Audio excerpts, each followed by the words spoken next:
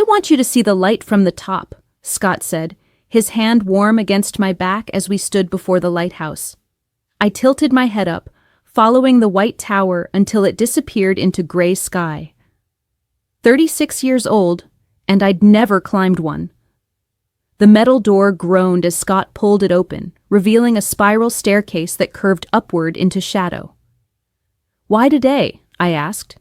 He stepped inside first. "Because you've never seen it." The stairs creaked under our feet, each step echoing in the narrow space. My hand gripped the railing as we climbed, Scott's footsteps steady above me. Through small windows, glimpses of the sea appeared and vanished. The wind whistled through gaps in the stone. "How much further?" My voice came out breathless. "Almost there." The stairs seemed endless, each turn revealing another identical stretch. My legs burned. Scott moved with purpose, as if he'd climbed this path before. When had he been here without me? "Scott, wait." I paused, pressing my palm against the cool stone wall. He stopped, looking down. "You okay?" "Just need a minute." He nodded and continued up. I heard his footsteps fade, then the sound of a heavy door opening above. Fresh air rushed down the stairwell, carrying salt and something else, anticipation. I took a deep breath and followed, climbing toward whatever waited at the top. The view stole my breath. Ocean stretched endlessly in every direction, waves catching afternoon light like scattered coins. The wind whipped around the circular balcony, tugging at my hair and jacket. "It's incredible," I said, but Scott had already moved inside the small room housing the lamp. I heard him talking to someone. A man's voice I didn't recognize. Their conversation was too quiet to make out words, but something in the tone made me step closer to the railing instead. Below, the rocky coast curved away from us. Seabirds rode the wind currents, crying out as they dove toward the water. I wrapped my arms around myself, feeling small against the vastness. The door behind me opened and closed. Scott's footsteps crossed the platform. "I need to check something with the keeper," he said. "Give me a few minutes?" I nodded without turning around. "Take your time." He squeezed my shoulder, then went back inside. I heard voices again, then silence. Standing alone at the top of the world, I felt something shift inside me. The horizon seemed to pull at something I'd forgotten was there, a hunger I'd learned to ignore. The wind carried possibilities I couldn't name. I closed my eyes and let the salt air fill my lungs, tasting freedom on my tongue. "He told me you deserved the light." I spun around. A man stood in the doorway, not Scott. Tall, maybe 45, with a carefully trimmed beard touched by silver and eyes the color of storm clouds. He wore a thick sweater and moved with quiet confidence. "Excuse me?" He stepped onto the balcony, closing the door behind him. "Your husband. He said you deserve to see what the lantern shows." "Where is Scott?" "Checking the mechanism downstairs. The rotating apparatus needs adjustment." He moved to stand beside me at the railing, not too close but close enough that I caught the scent of cedar and sea salt. "I'm Ronan. I maintain this place." I studied his profile as he gazed out at the water. Something about him seemed untouched by ordinary concerns, as if he existed in a different rhythm than the rest of the world. "What did he mean?" I asked. "About deserving the light?" Ronan turned to look at me directly. "Some people spend their whole lives in shadows. Others—" He paused, his eyes holding mine. "Others are meant to burn bright." The wind gusted around us, and I felt something dangerous wake up inside my chest. This man saw something in me that I'd forgotten existed. "I should go find Scott," I said, but I didn't move. "Should you?" Ronan asked quietly. I didn't answer. Instead, I found myself stepping closer to him, drawn by something I couldn't name. The lighthouse beam swept across the water in its eternal rotation, casting us alternately in brightness and shadow. "What do you see out there?" I asked. "Ships finding their way home. Ships choosing different ports." His voice was low, meant only for me. Sometimes the most important journeys happen when we're not trying to get somewhere safe. The beam passed over us again, and in that moment of brilliant light, Ronan reached out and took my hand. His fingers were warm, calloused from work, completely different from Scott's soft architect hands. "This is wrong," I whispered. "Is it?" He turned to face me fully, still holding my hand. "Or is it the first honest thing you've felt in years?" The light swept past us again, and in the returning darkness, something inside me broke free. I leaned into him, felt his other hand touch my face, his thumb tracing my cheekbone. When the beam came around again, we were kissing. I lost track of time, of everything except the taste of salt air and the warmth of his mouth. The wind, the sea, the turning light, all of it faded until there was only this moment, this choice, this man who saw something in me worth burning for. The door clicked behind us. We broke apart. I turned to see Scott standing in the doorway, his expression unreadable in the shifting light. My heart hammered against my ribs. "The mechanism's working perfectly now," Scott said, his voice calm. He looked at Ronan, then at me. "Thank you for keeping Evelyn company." Ronan nodded once. "My pleasure." He squeezed my hand briefly before letting go, then walked past Scott into the room. I heard his footsteps on the stairs, growing fainter. Scott approached slowly, stopping beside me at the railing. We stood in silence as the beam continued its rotation, painting the water in stripes of gold.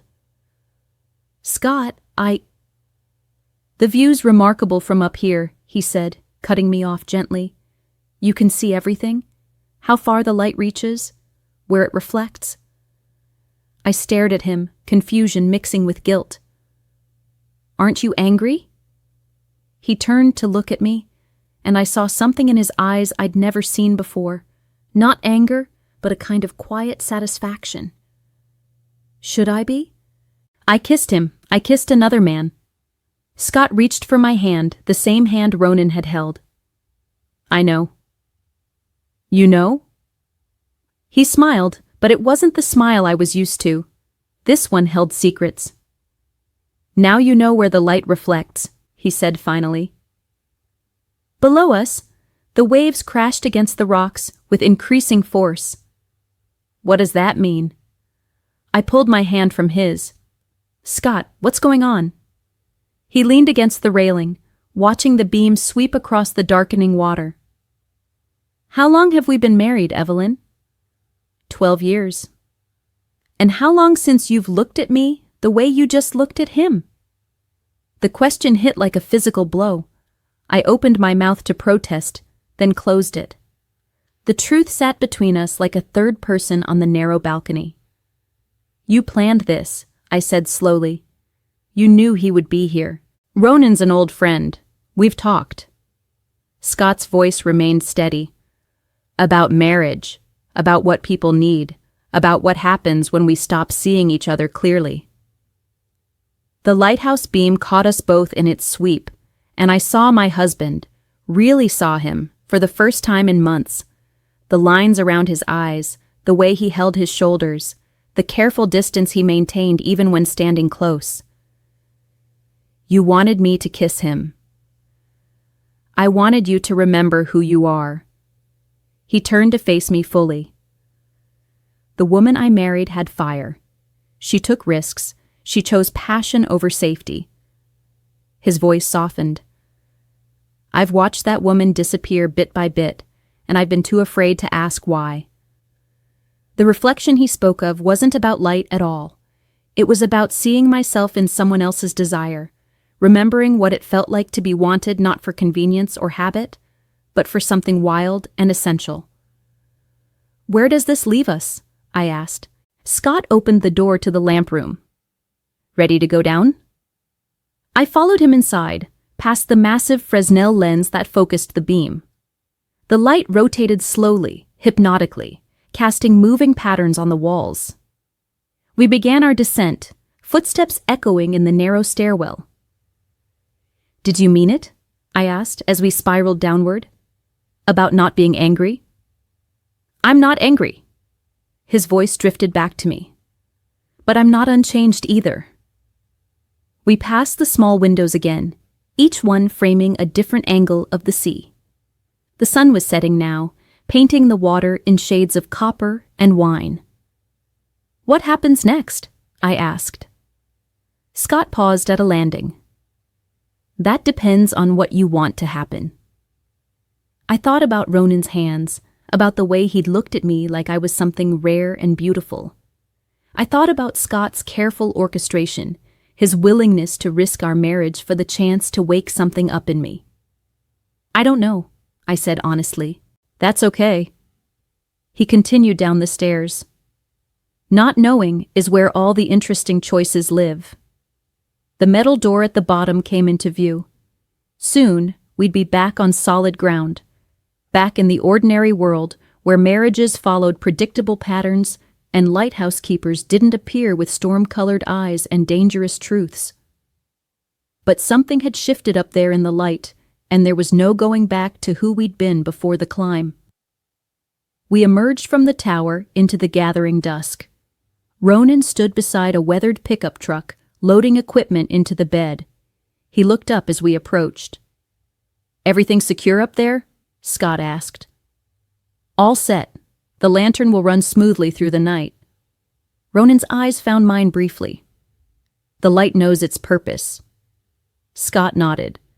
"We should head back before it gets too dark." As we walked toward our car, I felt caught between two gravitational pulls. The familiar weight of my marriage and the electric memory of standing in that beam with a stranger's hands on my face. "Evelyn." Ronan's voice stopped me. I turned back. The lighthouse runs on a timer, automatic rotation, automatic ignition, but someone still has to tend it, make sure it's pointing in the right direction. I understood. Some things could run on their own, but they still needed attention, intention, care. "Thank you," I said. He smiled. The first real smile I'd seen from him. "Take care of that light you found up there." Scott started the engine as I got into the passenger seat. In the side mirror, I watched Ronan climb into his truck and drive away, his taillights disappearing around a curve. "Do you regret it?" Scott asked as we pulled onto the main road. I considered the question seriously. The kiss, the revelation, the way everything had shifted in the span of an hour. "No," I said. "I don't regret it." We drove home in comfortable silence, the lighthouse beam visible in the rearview mirror, until we crested a hill and lost sight of it.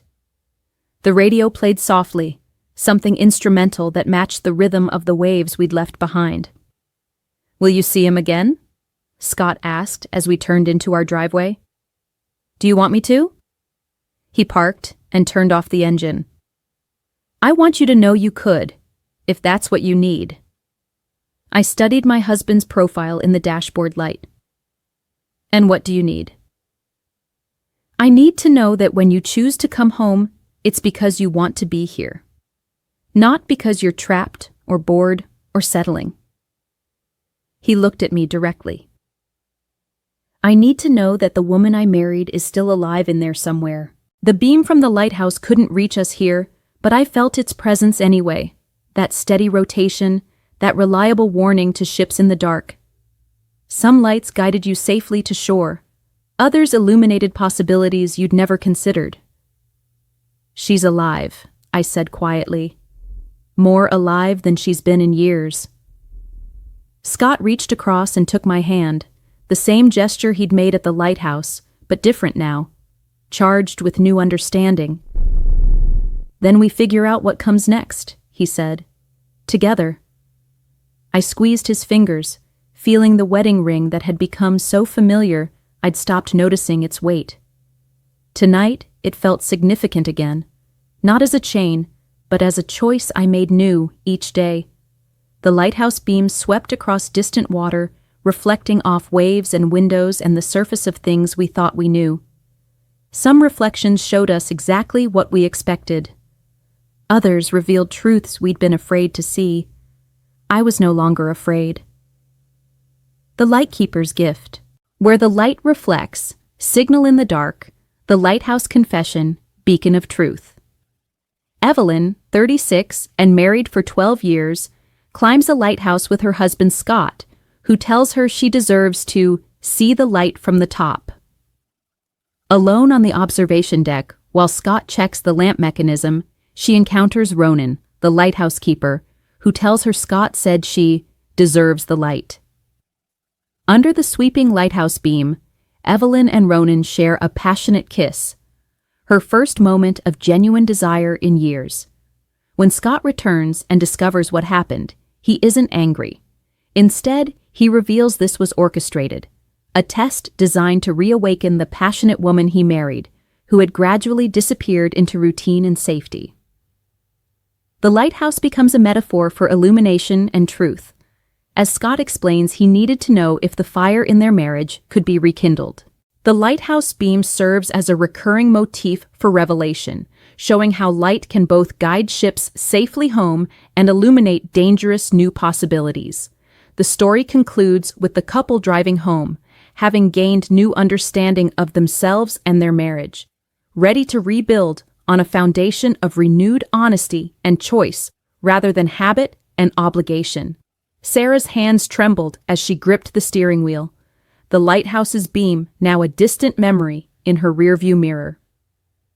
The silence between them had shifted from accusatory to contemplative, filled with the weight of Scott's confession and her own unspoken truths. "I kept the letter," she said suddenly, her voice barely above a whisper. "The one you wrote me during your deployment in Afghanistan. The one where you said you'd rather die than come home to a wife who was just going through the motions." Scott's breath caught. He'd forgotten about that letter. Written during a particularly dark night when mortar rounds had kept sleep at bay and homesickness had carved hollows in his chest. "I read it sometimes," Sarah continued, taking the familiar turn toward their neighborhood. "Especially on days when I felt like we were just roommates sharing a mortgage. I wondered if you remembered writing it, if you still felt that way." The streetlights cast intermittent shadows across Scott's face as he processed her words. "I thought about that letter tonight. When I saw you with him, I realized I'd become exactly what I'd feared, a husband who'd stopped fighting for his marriage." They pulled into their driveway, but neither moved to get out. The house stood before them, windows dark, holding 23 years of shared history within its walls. Sarah could see their wedding photo through the living room window, illuminated by the porch light. Two young faces beaming with certainty about their future. "The worst part," Sarah said, finally turning off the engine, "wasn't that I was attracted to David. It was that for the first time in years I felt seen. Really seen. Not as Scott's wife or Emma's mother or the woman who remembers to buy your favorite cereal. Just as Sarah." Scott reached across the console and covered her hand with his. His palm was warm, familiar, marked by the small scar from when he'd cut himself fixing their first apartment's leaky faucet. "I want to see you again. All of you. The parts I've been too busy or too tired or too comfortable to notice." Sarah looked down at their joined hands, thinking of all the times they'd held hands over the years, walking down the aisle, during Emma's birth, at her father's funeral, countless ordinary moments that had somehow become extraordinary in retrospect. "It won't be easy. We've built up a lot of walls." "Then we'll tear them down," Scott said. "Brick by brick if we have to."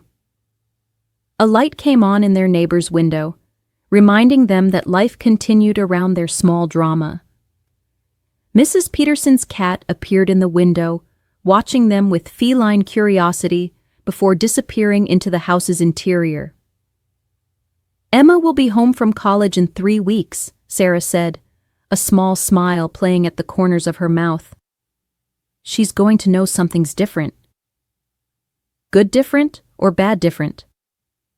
"I don't know yet, but different."